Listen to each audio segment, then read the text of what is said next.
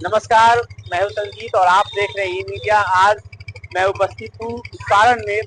ये शाहपुर जैतिया का जगह है और यहाँ पर 9 कुंडीय यज्ञ होने जा रहा है।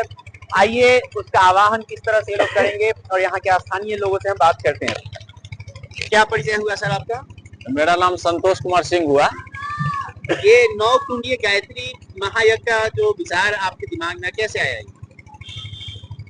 हमारे गांव में बहुत पहले यानी कि 62 वर्षों के बाद हमारे गांव में यज्ञ हो रहा है और हम लोग पिछले 3-4 साल पहले मेरे गांव के बगल में ही खड़िका ग्राम में गायत्री महायज्ञ हुआ था।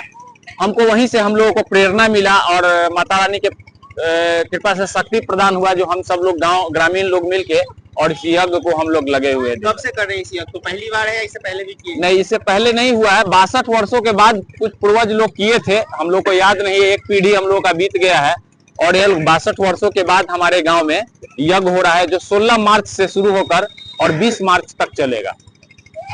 इस बीच कोई कथावाचक भी आ रहे हैं क्या? जी बिल्कुल, धर्मेंद्र जी महाराज है जो हरिद्वार के ही रहने वाले हैं वहीं से, और वही लोग आएंगे क्योंकि इनका एक टीम होता है, गायत्री महायज्ञ होता है, जो बाहर से ही लोग आते हैं। टाइमिंग वगैरह क्या है? कुछ स्थल का नाम एक बार स्थल ये हमारा ग्राम शाहपुर जैतिया, ये प्रांगण जो हुआ है बाबा निहाल नाथ का प्रांगण है और शाहपुर जैतिया हम लोग बोलते हैं इसको। और जैसे कि कहने का मतलब ये है कि जो ये यज्ञ हो रहा है ये बहुत भव्य है और 62 वर्षों के बाद हो रहा है। गाँव में भी एक बहुत सारा उत्साह का माहौल भी है। 9 कुंडीय गायत्री महायज्ञ होने जा रहा है, इसको किस तरह से देखते हैं? अपनी बातों को रखिए आप। सबसे पहले तो बता देना चाहता हूं कि आज के जो परिवेश है उसके अनुसार यज्ञ का एक महत्वपूर्ण स्थान है। आज हमारे समाज में जो प्रदूषण फैला हुआ है, वातावरण जो दूषित है, और यज्ञ के माध्यम से ही जो है उस प्रदूषण को समाप्त किया जा सकता है।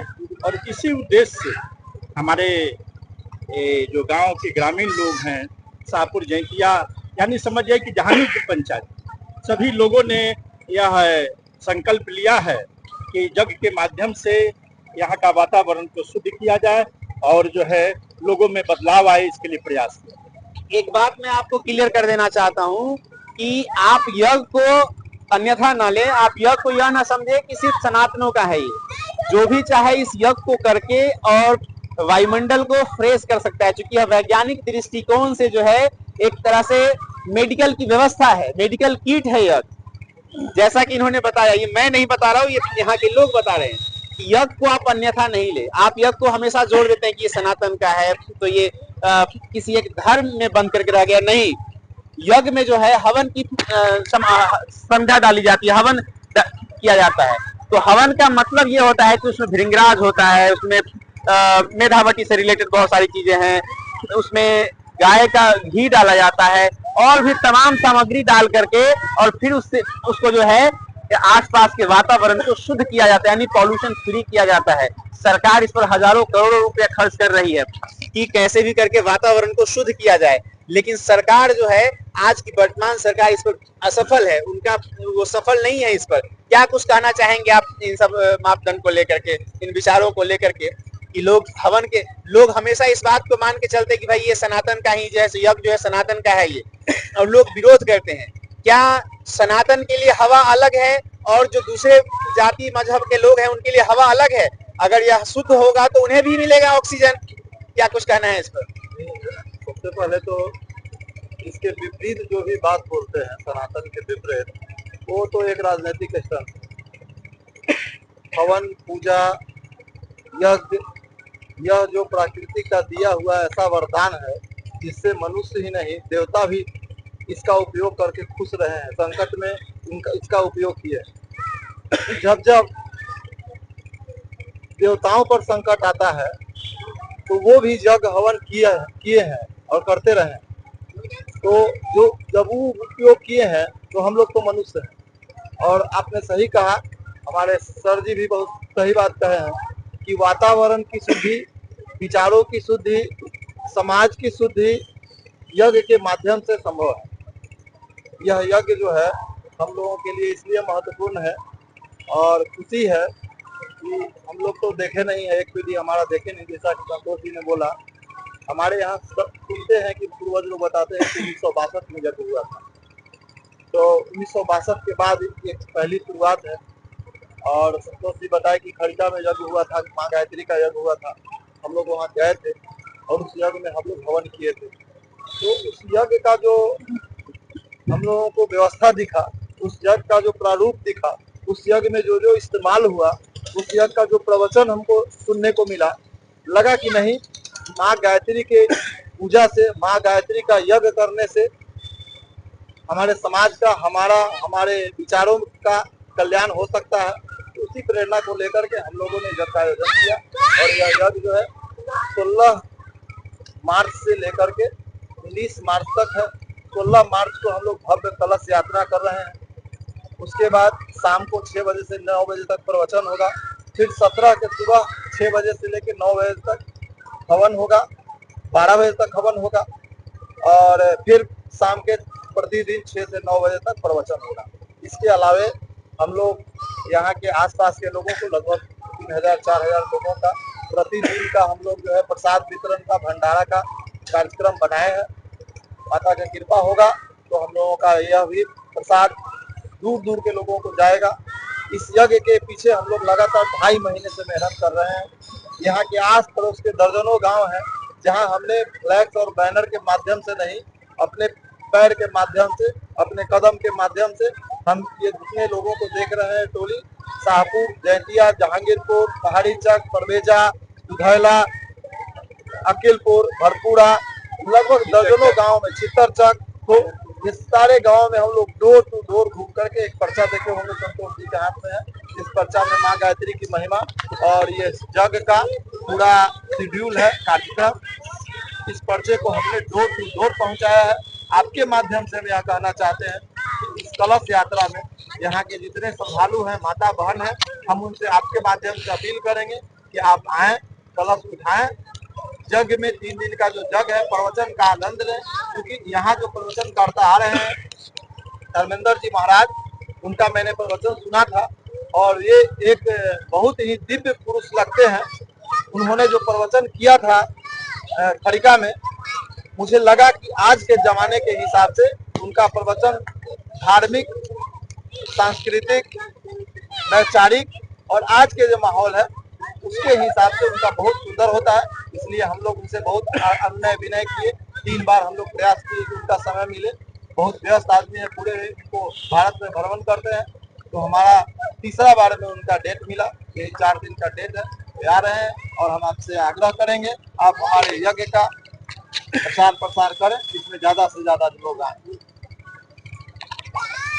आज के परिवेश में वृद्धाश्रम जैसी कुव्यवस्थाओं का बढ़ चढ़ करके जो है सो उसका मतलब विकास हो रहा है।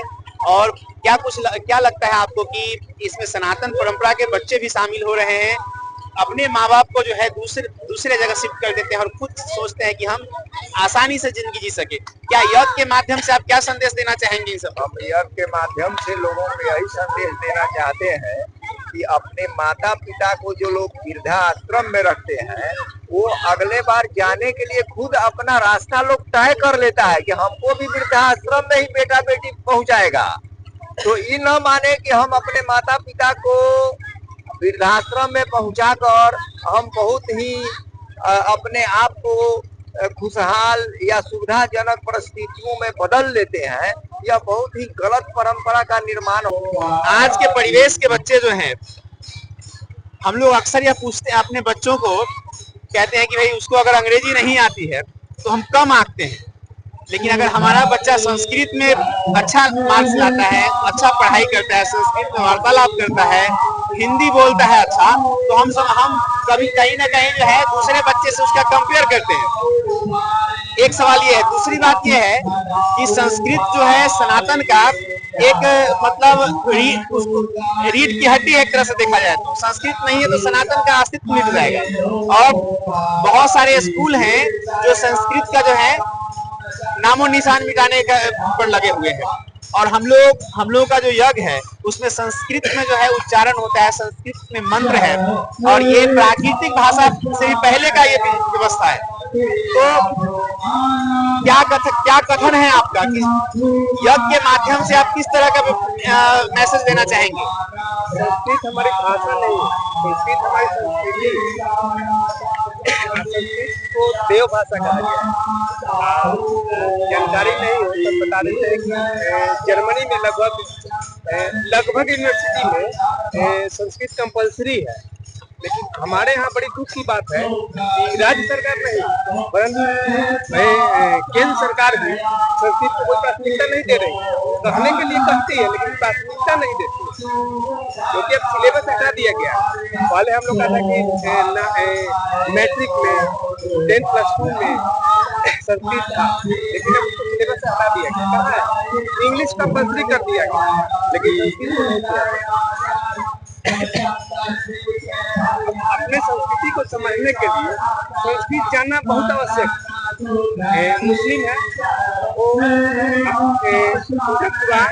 उर्दू में उर्दू जानते हैं, क्रिश्चियन है उनका बाइबल इंग्लिश में इंग्लिश अच्छी तरह जानते हैं, लेकिन हम लोग का जो भी पौराणिक ग्रंथ सारा का सारा संस्कृत में, और हम लोग संस्कृत जानते नहीं। इसकी वजह से हम लोग के मन में बहुत अत्याचार हो गया समाज में, जानते नहीं, जो सुनते हैं वही बोलते हैं। संस्कृत अपने संस्कृति को जानने का सबसे बड़ा माध्यम। यात्रा में जो महिलाएं आएंगी इस 9 कुंडीय गायत्री महायज्ञ, उनके लिए क्या आवाहन है, क्या स्पेशल आपकी तरफ से जो है आवाहन है? सबसे पहले तो जो महिलाएं आएंगी कलश यात्रा में, तो महिलाओं से हम आह्वान करेंगे कि वो त्रिपुंड चंदन लगा के आएंगे, क्योंकि चंदन जो है हमारे सनातन धर्म का प्रतीक है। और इसके साथ साथ जो महिला हमारे यहाँ आएंगी, महिला देवी का भी प्रतीक है, और उसी का यज्ञ हम कर रहे हैं। तो बिना देवी का सृष्टि नहीं चल सकता। तो महिलाओं से आग्रह करेंगे कि आप सृष्टि को चलाने में आपकी महत्वपूर्ण भूमिका है, और सनातन धर्म में आज की नए युग की कुछ महिलाएं त्रिपुंड चंदन लगाने में अपने आप का अपमान समझती है। नहीं, हम इसके आपके माध्यम से संदेश देना चाहते हैं कि यह सनातन का जो प्रतीक है वो अपने माथे पे लगाएं, और इस यज्ञ में भी व्यवस्था आए। और जो नहीं लगा के आएंगे, हम जग समिति अपने तरफ से व्यवस्था करेंगे, और हम उनको लगवाएंगे, उनसे आग्रह करके सभी लोगों को लगवाएंगे।